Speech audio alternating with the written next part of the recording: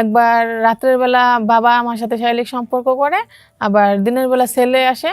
এরকম করতে করতে ছেলের সাথে বন্ধু আসে, বান্ধব আসে, ওদের আত্মীয় স্বজনরা আসে বাসায় বেড়াতে।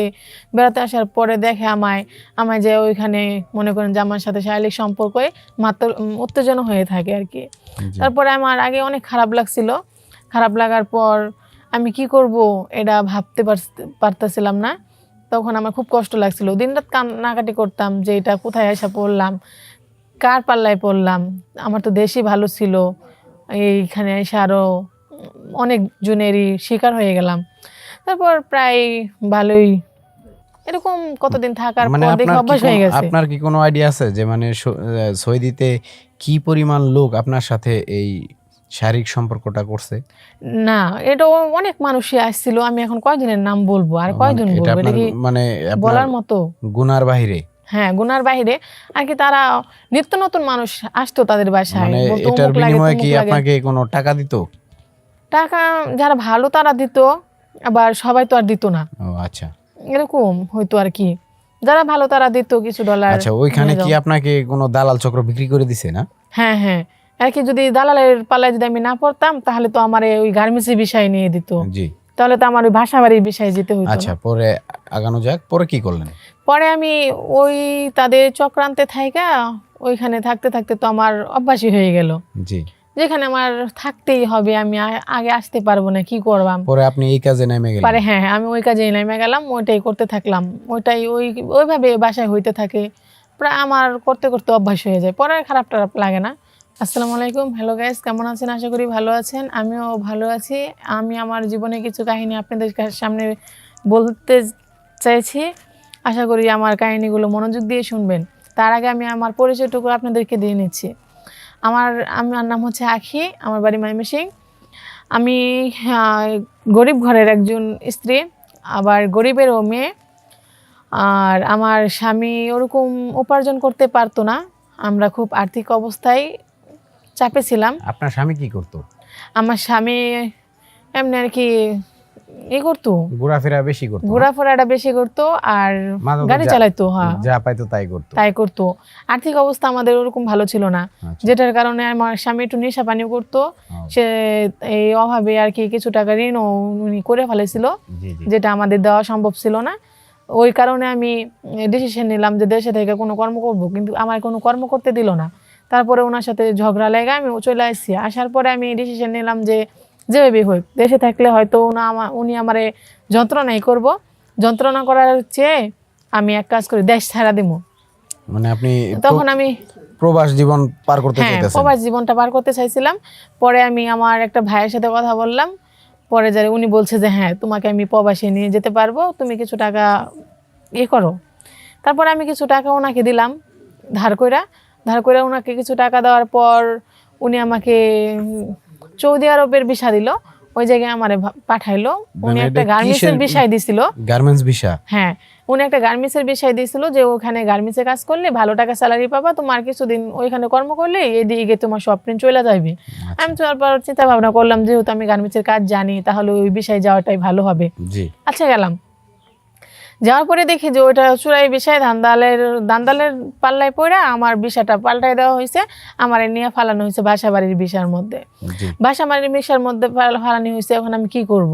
এখন তো আমি গেছি এত টাকা ভাঙ্গা, আমি ঋণ ধার করলাম, কিছুই নাই চলার মতো। বা দেশে চলে আসলে আমি কেমনে এইগুলো ঋণ দিব?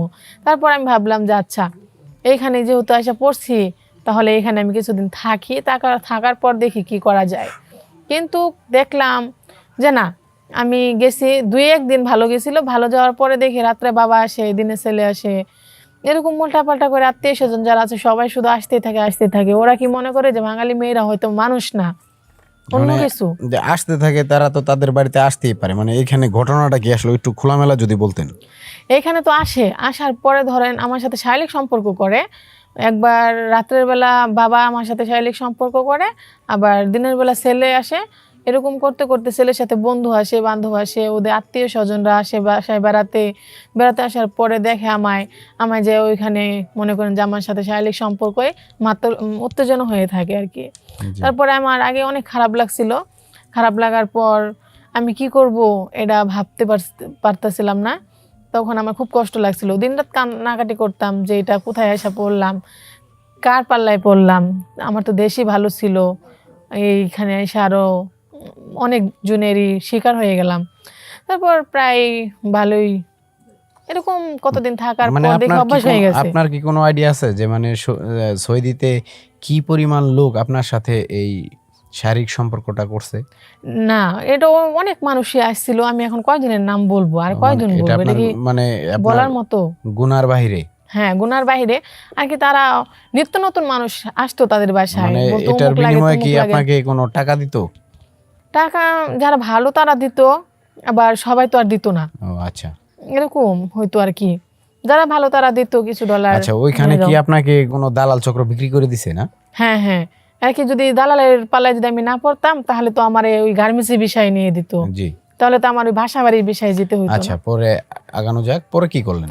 পরে আমি ওই তাদের চক্রান্তে থাইকা ওইখানে থাকতে থাকতে তো আমার অভ্যাসই হয়ে গেল, জি যেখানে আমার থাকতেই হবে, আমি আগে আসতে পারবো না, কি করবাম। পরে আপনি এই কাজে নেমে গেলেন? পারে হ্যাঁ হ্যাঁ, আমি ওই কাজে নেমে গেলাম, ওইটাই করতে থাকলাম, ওইটাই ওইভাবে বাসায় হইতে থাকে। প্রায় আমার করতে করতে অভ্যাস হয়ে যায়, পরে আর খারাপ টারাপ লাগে না, পরে আর খারাপ টারাপ আমার লাগেও নাই, আমি আর দেশে আসার কথা চিন্তাও করি নাই। পরে হঠাৎ করে একদিন শুনি যে আমার আব্বু অসুস্থ হয়ে গেছে, বাড়ির দিক দিয়ে আমি ঋণ টিন সবকিছু দিয়ে ফেলাইছি। ঠিক আছে, না এর আগে আপনি একটা আমাদের লিখিত স্টেটমেন্ট দিছিলেন যে আপনি ওইখানে থাকতে থাকতে প্রেগনেন্ট হয়ে গেছিলেন, পরে আপনাকে আর ওইখানে রাখা হয় নাই। হ্যাঁ, এরকম হয়েছিল। এরকম হওয়ার পরে আমি ওখানে প্রেগনেন্ট হয়ে গেছিলাম, তারপর আমি ওই বাসার মালিককে বলছিলাম যে আমি তো এরকম অবস্থায় এখন হয়ে গেছি, এখন আমি কি করবো। তখন তারা আমার এই সব কিছু করে ওই বাচ্চাটা নষ্ট করে ফেলাইয়া তারপর আমার ওই বাড়ি থেকে দেশে পাঠিয়ে দিছে। ও আচ্ছা আচ্ছা, তারপর এই মাঝখানে আমার আব্বু অসুস্থ হয়ে গেছিলো, আমার আসার চিন্তা ভাবনা ছিল, তারপরে আর কি ওই কাহিনীটা হয়েছে। জি হওয়ার পরে আমি ওই পরিস্থিতিতে পড়ে তারপরে আমি দেশে চলে আসছি। জি দেশে চলে আসার পর বাড়িতে আসি, কোনো জায়গায় দেখি ভালো লাগে না, কিছু না আর কি, আমার একটা নিয়ম নীতি কিরকম জানি উল্টাপাল্টা হয়ে গেছে। মানে কারণ ওই জায়গায় অনেক দিন এরকম একটা ব্যবসা করলাম, থাকলাম, খাইলাম। আপনি তো এখন চাইলে মানে এটা এখানেও করতে পারতেন না, আবার সৌদি যাওয়ার চিন্তা ভাবনা কেন করলেন? এইখানে পরে আসার পরে দেখি যে কোনো জায়গায় আমার ভালো লাগে না, বাট আমার স্বামীকে দিয়ে আমার হইতেছে না, আমার স্বামী আমার তৃপ্তির মতন থাকতে পারতেছে না। মানে ওইখানে তো আসলে অনেক হ্যাঁ, ওভার সাইজে থাকা হয়ে গেছিল, জি জি জি অভ্যাস হয়ে গেছিল আর কি, যেটা প্রায় অনেকদিন থাকছিলাম, তো এই জন্যই আর কি এরকম হয়ে গেছে। প্রায় জি। 5-6 বছর থাকা হয়ে গেছে। 5-6 বছর যদি মানে আমি একটা বিষয় জানতে চাই এত যে কিছু মানে করতে পারি। এটা কি মানে ওরা কি মানে বাংলাদেশি ছেলেদের চাইতে বেশি সময় থাকতে পারে?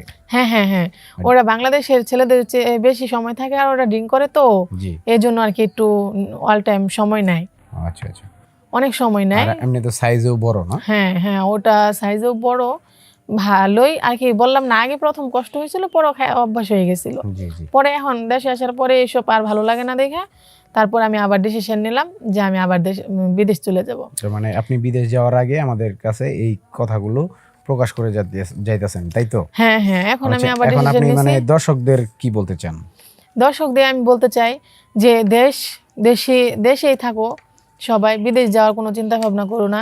কারণ বিদেশ যায় যদি আমার মতো চক্রান্তে পড়ে যাও, তাহলে কিন্তু সেই বাজে রাস্তাটাই সবচেয়ে তোমার আপন হবে।